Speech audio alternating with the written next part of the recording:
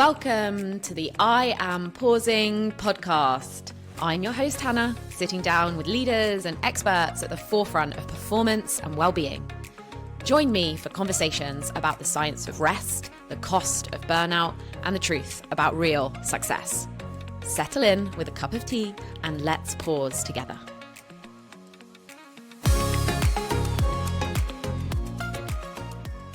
Amazing.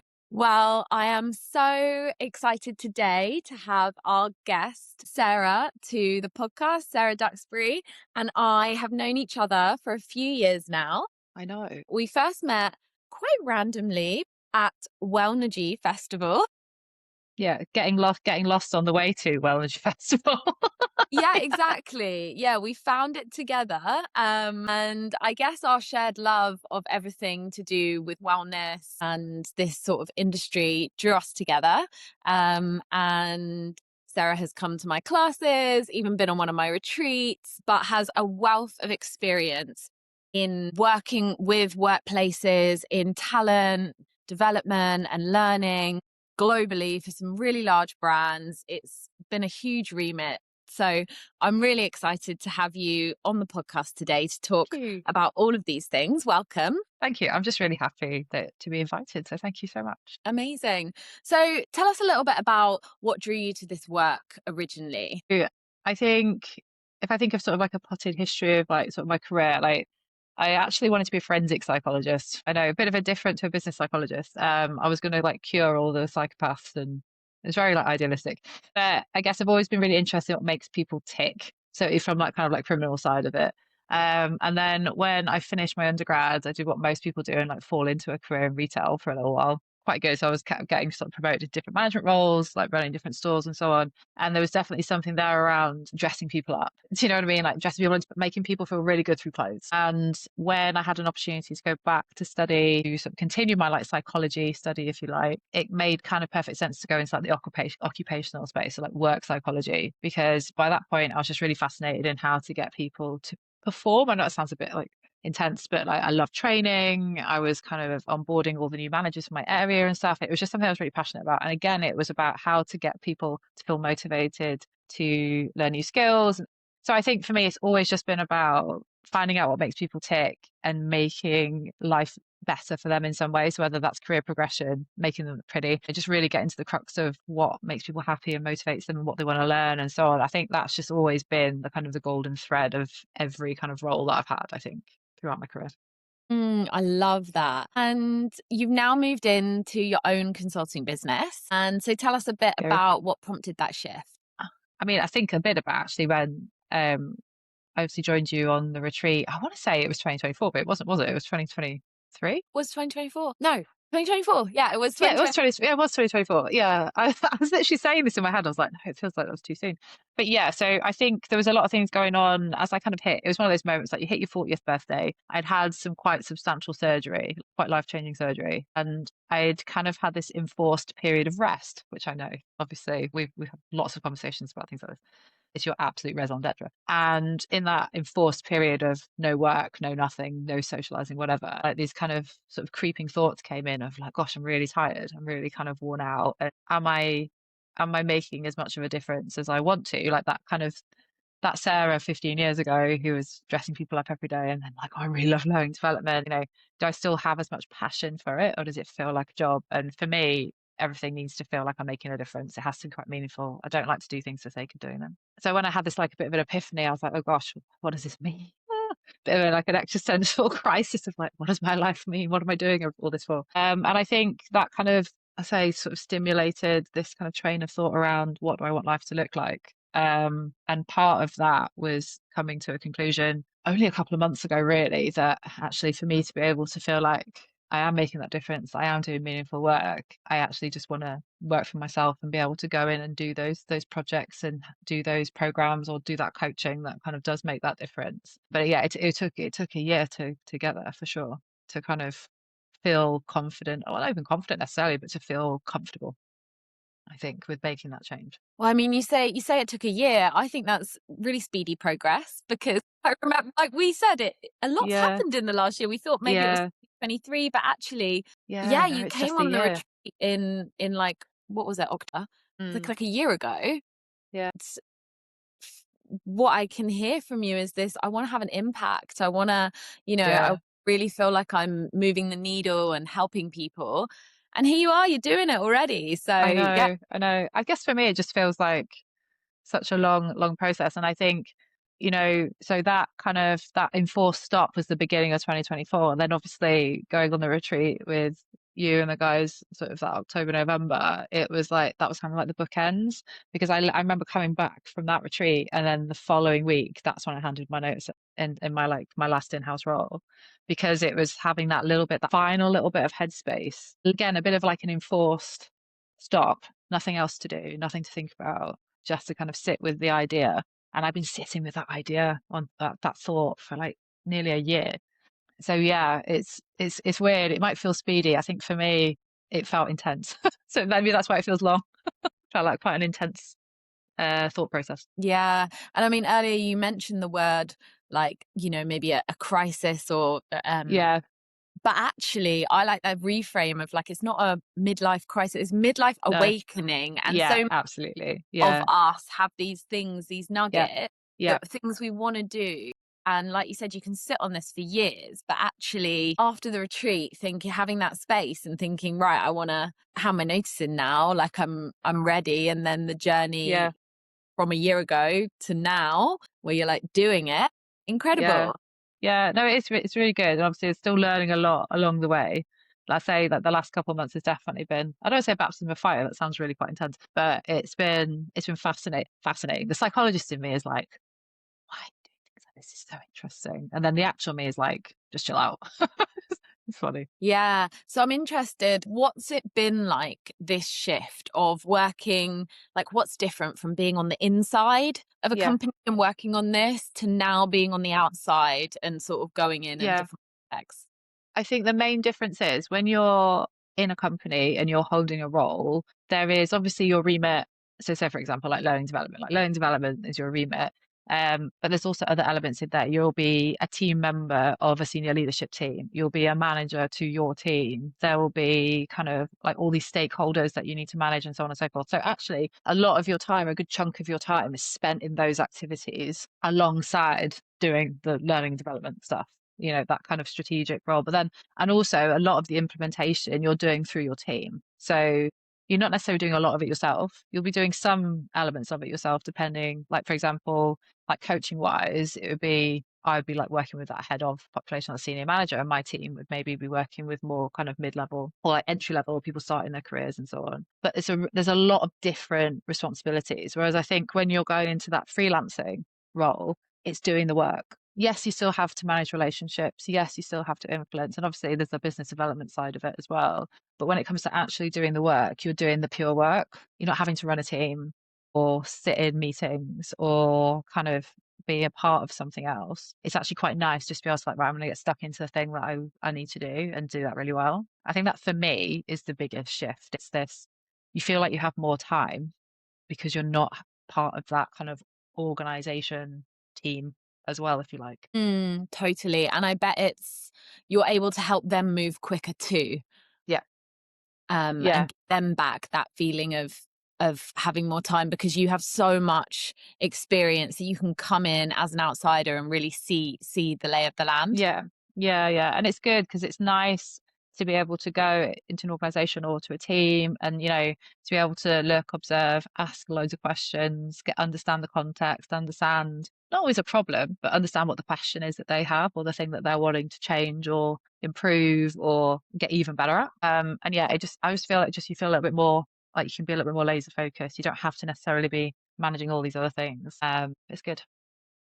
And with your occupational psychology background, I think Hmm. that you have a real unique viewpoint in this space. Yeah. So what patterns are you noticing right now in how companies are approaching talent and well-being? I think well-being is a bit of an interesting one because I feel it's still very much a kind of do a thing rather than strategize a thing, if that makes sense. So if you think of well-being month and things like that, companies they'll be all over like LinkedIn, they'll be all over their internal comms, like launching different things in house. So it might be like an employee assistance program, it might be counseling, it might be something. For me, that feels almost like the afterthought. It's like if you're having to use those services, it's because you're already needing those services. It's very rare in my experience that you have a people team that sit at the beginning of their strategy. So, like, for example, this time of year, a lot of organizations will say, okay, right, strategy for next year. What's the people strategy? What's the learning strategy? What's the talent strategy?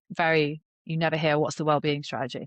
And I think from the psychology point of view, it's looking at like the data behind it. So it's not just like, oh, how many people are off sick and how long are they off sick for, but are we actually measuring things like well-being check-ins?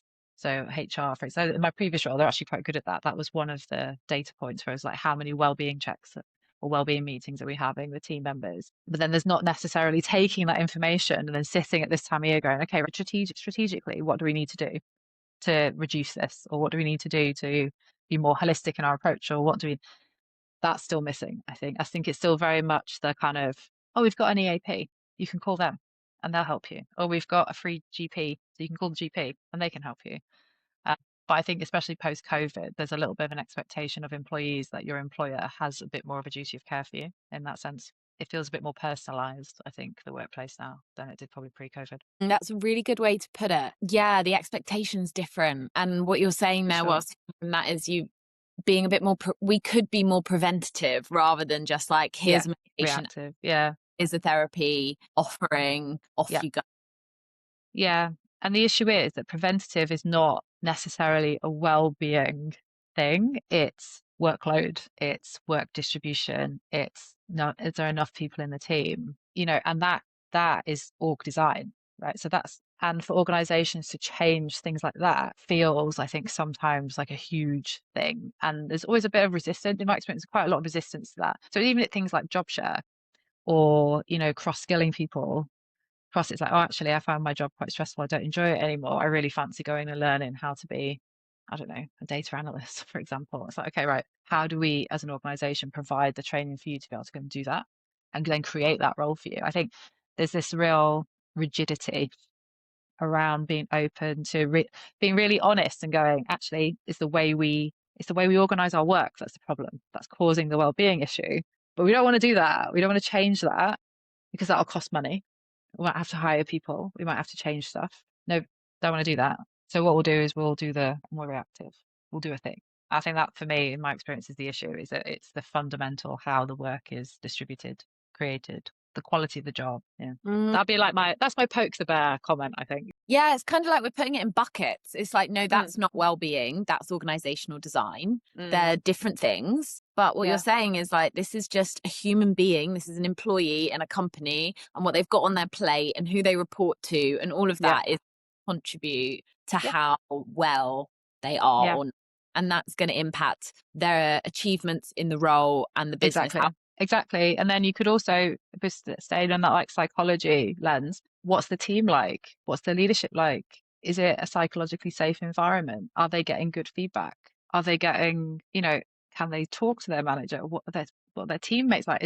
So there's even that kind of relationships, human side of it as well. It's the human side of like the occupation and the job and how is that impacting on my wellness? But it's also, is there a toxic environment in my team? What's the culture in the organization like? So there's that layer as well, which absolutely will impact on how people feel about themselves and their health and their well-being and their ability to switch off and not worry. These all kind of feed into that as well. We've all been there, right? Like we've all been there Yeah, where for we sure. have colleagues or managers who we're going home at the end of the day and we're, having to vent to our spouses or feeling like we can't fall asleep because we're just anxious about how they're going to react to whatever. And that is, that might not be seen, like you're saying, that's a culture issue, that's a whatever, but it's all, I think well-being has become, there's so many words like well-being that become the buzz blanket word, and we forget what the actual essence is. Yeah, but to your point, it's the human at the center of it, right? It's like you say, well-being is almost like the buzzword. It's the initiative. It's the line in the budget. It's the tangible thing. When actually, all it rolls around to is, do I feel good and safe and comfortable and capable to do my job? in a way that when I come home at the end of my day or finish my shift or whatever it is that I'm doing, that yes, I might be tired, but I feel A, that I've made a difference or had a meaningful impact, or or the work that I do is meaningful. And I think that's quite interesting when you look at some of like the data coming from like employee engagement surveys, or when different agencies around the world are kind of asking employees what matters to them. A lot of the time it's learning development. I want progression and I want so on, but there's also this thing around like I want to feel like what I do is meaningful. So like is how does what I do help the business or help the brand or whatever. It's the whole like cleaner at NASA, isn't it? When JFK was like, what do you do? He's like, I put men on the moon. JFK was like, you're a cleaner. It's like, yeah, but if I didn't clean and then this wouldn't happen, meaningful work. I think, yeah, that's all part of the well-being side of it. But as I say, I think as we're discussing now, it feels a little bit more like reactive rather than the preventative. Yeah. And there are more forward-thinking workplaces out there that are adopting. Absolutely. You see amazing people like Brené Brown talking about Hmm. vulnerability in the workplace and how Hmm. that's our greatest measure of Yes. success of a Yeah. workplace is vulnerability, aka courage, and how safe people feel in that environment. Simon Sinek, all of these top Yeah. voices who are talking about this, what it feels like a minority or small percentage, but I think I feel optimistic Yeah. growing. Let's absolutely look at this from like the positive psychology optimist view. There are people Yeah, who are they are. The thing is, they are the companies that are the household names who you would have heard of, who are like taking it seriously and implementing it, and it's showing in the business results. Yeah. So, and I'm curious to switch gears and talk about your work with leaders and okay. coaching. Yeah. When you're working with leaders and executives, how does this topic of rest and recovery and performance, does this come up? What are you like? How do Oh, you? absolutely. Absolutely comes up. It's funny, like anytime you go into a coaching scenario in a workplace, it's like business coaching, even when it's like that kind of really senior executive, so you're working with like the C-suite board or whatever, you're never really just coaching the employee. You're always coaching the whole person, even though it's not life coaching, it's not well-being. You're always talking at it from a leadership lens or like development, or they're on a program, or it's coaching to support the development. You always do get the whole person. And with the whole person comes that I'm tired, that I don't have a life outside of work, or it's I'm a new mum and I'm trying to understand why don't feel like I used to when I was at work, and I feel like my values have changed. I think what matters to me. So, and that all feeds into this resilience, this well-being, this so on. So yeah, it's really common, really, really common. And how does burnout sort of show up in these conversations, or like lack of a pause? What are you? Yeah, I think more recently, I see it show up as a bit of people who are within an organization being given the opportunity to have some coaching, and they then are using that time and that headspace to plan an exit. And I see that more now than I ever did maybe like 5 or 6 years ago. I think, again, in a post-COVID world, I think, and also a bit of a scary world, right? Every morning we wake up and there's something just excessively bad going on somewhere in the world, right? I think quite a few people are now just reassessing, is it worth it? Is it worth working in this toxic environment with my horrible founder MD that is just calling me at midnight with, yelling at me about something? Whereas I think maybe 7 years ago, everyone would accept that and be like, well, it's just part and parcel with the role. I'm a CEO. Like, I think now people are just saying, no, I don't want this for myself anymore. So I think that's how I see burnout. I say I don't coach in any kind of like clinical setting or anything like that, very much in the workplace. But I would say that's how I'm seeing it present as, oh, I know I've got this coaching, and actually this is really helping me to understand if this is the right place for me to be right now, which is quite interesting as a coach, because obviously you're being brought in to support their development. But ethically, I'm like, okay, cool, yeah, let's work on this, because it's hard to know where your loyalty is sometimes, depending on the contracting that you have with the organization. But yeah, it does seem to show up a lot more as help me plan an exit. Well, and yeah, and that's maybe a sign of the times, Mm. but like your responsibility will be to find the best result for that human being. And ultimately, the Exactly. best result for that human being is going to be the best result for the business as Yeah, well. We don't want people that are absolutely. not aligned with the Yeah, mission or not yeah, bought in. Quiet yeah, quitting, just such a something that has just risen. I've seen lots of yeah, stats and studies since COVID. We have a disengaged workforce who are feeling burnt out. And so fact that you're being brought in and that is a lot more of a conversation point than it used to yeah, be, ultimately is probably a good thing for businesses, because it's like there'll be yeah, many people out there who would be pumped to come in and have those jobs, yeah. right? And so, you know, Yeah, no, exactly. And it's just really, really interesting because since obviously there's been a bit more of a shift to like remote work and hybrid work, it always really fascinates me when I hear people talk about, oh, it's just so great, I get to work from home all the time. I want to work from home 5 days a week. When all the research that's been done shows that if you are working from home, you work longer, you work later, and you worry more. And so I always find that really fascinating. People are like, oh, I really want to work from home. And like my partner, he went from working fully remote to 5 days in the office. He changed jobs. It was like a huge shift. And he was very much like, remote works for me. I love it. I can just settle into my day. It's, no commute. Da, da, da. So, but then when he started having to be in the office 5 days, it changed him. He actually, a few months later, was saying to me, I think I was a bit depressed, actually. I think I was a bit like disconnected. I didn't feel I was getting stuff done and I was enjoying the work and I was loving the freedom to like log off and then go game for an hour and all that kind of stuff. He said, but I think on reflection, not leaving the house and not being around people and not even that commute, because he has quite a hefty commute as well. He's gone from literally nothing to like, an hour and a half each way kind of thing. Yeah. So I always find that quite funny. I think organizations from a kind of a rest and well-being point of view, the first thing they'll say is, oh, why do you work from home for a couple of days? And I'm always like, oh, fascinating. But again, I don't think it's talked about a lot, actually. I think because, when you hear organizations talk about work from home, it's like, oh, because people are being lazy and they're not working. I'm like, actually, if you look at all the psychological research, even the employability research, like, yeah, it doesn't say that. And I'm waiting for the day when those narratives actually start to join up and we get a good full picture. Because at the minute, it's still very adversarial, I feel. yeah, I feel like we're still in these sort of early days of now everyone's back to the office or is hybrid Hmm. work and what should we be doing? What's the right Mm, thing to do? yeah, And I think what you've brought up is a really good point, because I've seen that. I recently moved out of London, so I'm now by the coast. I'm an hour and a half commute into London, which I'm doing 1 or 2 times a week. And I was a bit apprehensive, like, how's this going to be? And I actually love it. It's, mm, that hour and a half on the train, at points there's no Wi-Fi, which is yeah, great because I yeah, just stare out the window and it's yeah, that nothing time. And the rest of the time, I'm having this me time, which actually we had Dave Gibson, one of the UK's leading sleep experts, on the show a few weeks ago. And he was talking about how we don't get enough me time anymore and it impacts our yeah, sleep. So, what we start yeah. doing is scrolling at night or at different points during the day, knowing that we shouldn't, beating ourselves up for it, getting in this negative mental loop.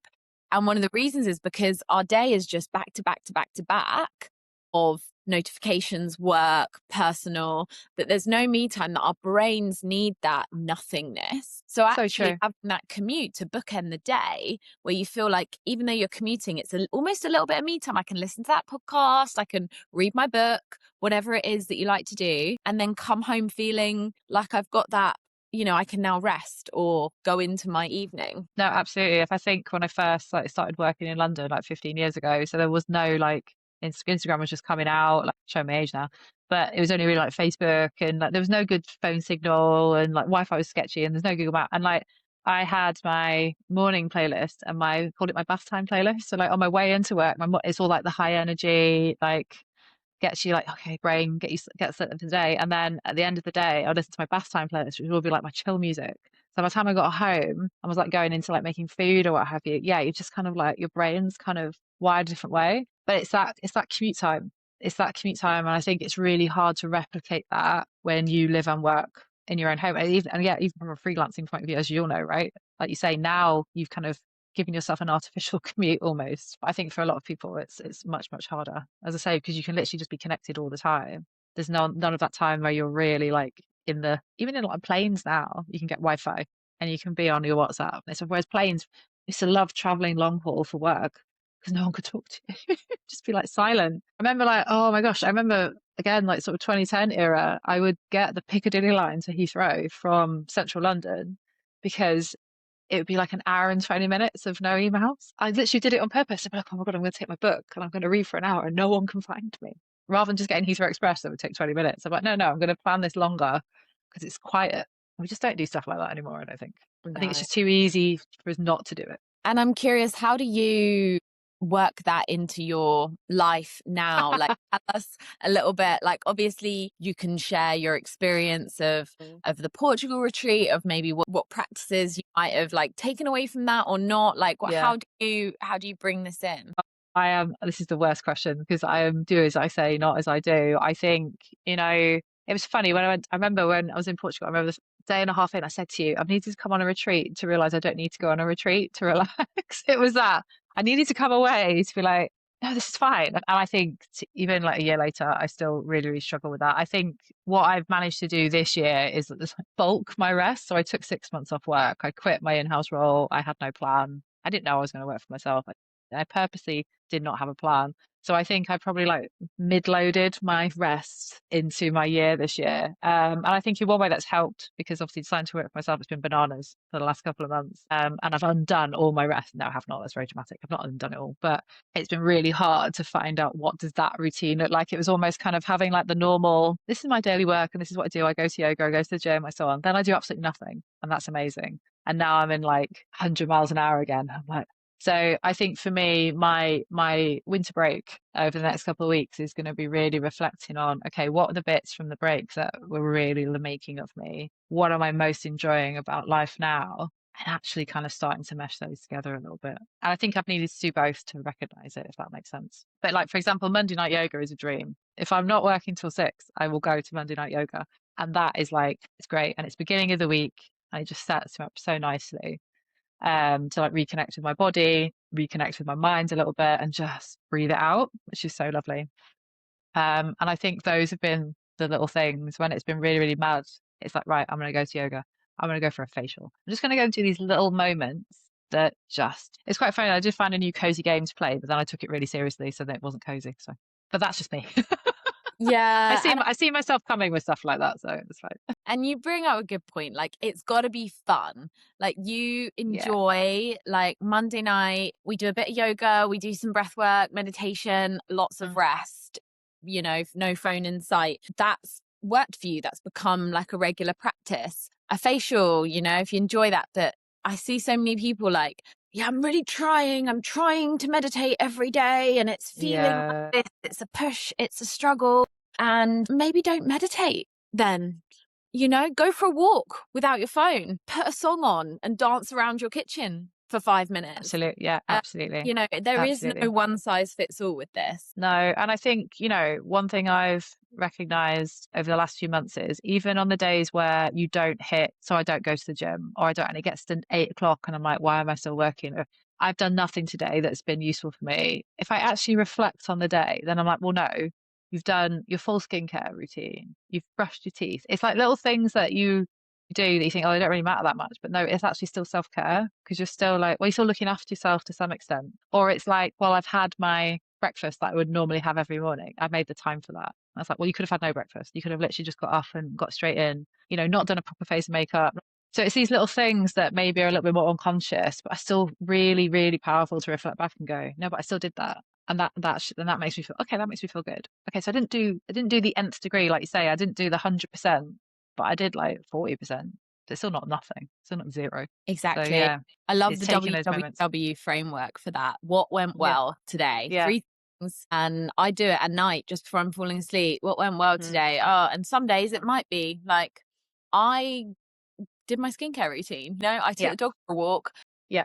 Basic things. And other days it's like, oh, won this new client, did this, like everything's great, wrote this article, recorded a podcast. Yeah. And other days it's not. And that's okay. But if we can train our brains to look for the good, that helps us see good every day. Yeah. My other one as well is because obviously I still struggle quite a lot with fatigue. So even if I've had like a really great day, it can take a lot out of me. And I find that sometimes psychologically that can like impact my mindset and impact my mood quite a lot. And even one of my favorite things, if I'm really in one of those stinking I feel like, and it could be like feeling down on myself, it could be feeling very fatigued or whatever. My favorite thing now is to be like, right, just go to bed, and tomorrow's a completely different day. You're going to wake up and you're not going to feel like this, guaranteed. And that goes against usually what I would do, because I know I'm a very like positive psychology, like optimist approach, and sort of like go to bed, it's rubbish, you'll wake up tomorrow. But then for me, it's like a full stop. It's like it doesn't allow me to then carry that through, and any kind of potential cortisol spike is hopefully like cut off at the pass a little bit. So I'm not then waking up with the stress hangover the day after, like, oh, yesterday was so rough. It's like, yeah, okay. But then I took myself to bed and put myself to sleep, and I woke up today and this feels a bit better. This is fine. Yeah, that's so powerful. And as it actually reminds me of a saying in some addiction recovery programs, they have a saying which is you can start again at any point, like in the day as well. Yeah. We can Such a good decide idea. this is not how I actually want my day to go. Like, let me put a stop. It doesn't have to be like, I'm just going to keep plugging through to the end of the day. It's like, actually, I've caught myself. So good. Yeah. Like, let's pause and start again. This day can look completely different by the end of it. Even if I've only got a few hours left, what can I do differently now? Yeah, definitely. I'm going to steal that one. Thanks. Yeah. Nice. Oh, well, I could keep chatting to you all day. I know. It's so So good. fun. I'm gonna end with our closing tradition question on this podcast, which is if you could have one message about well-being on a billboard that every workplace would see, what would it say? Okay, so I'm going to be slightly controversial in answering this question, I feel. I would say the budget you've spent on the billboard, put that into strategic planning for your well-being, and maybe some org design or, some job analysis or something.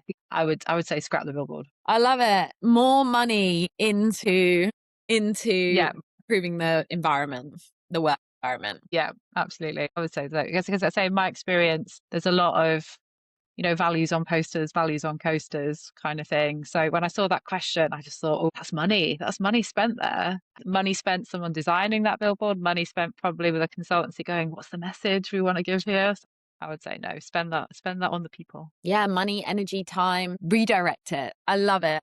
Well, thank you so much, Sarah. This has been a amazing conversation. If people want to connect with you after this and learn more about your executive and leadership coaching through your company Blooming Potential, what is the best way for them to contact you?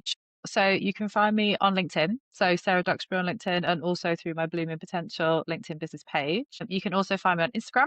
So Blooming Potential Consulting, and also through my website. So all my service information, and also have like a really nice little contact form on there as well. And that's www.bloomingpotential.co. Amazing. Well, thank you so much. It's been great. Thank you for having me. Thanks.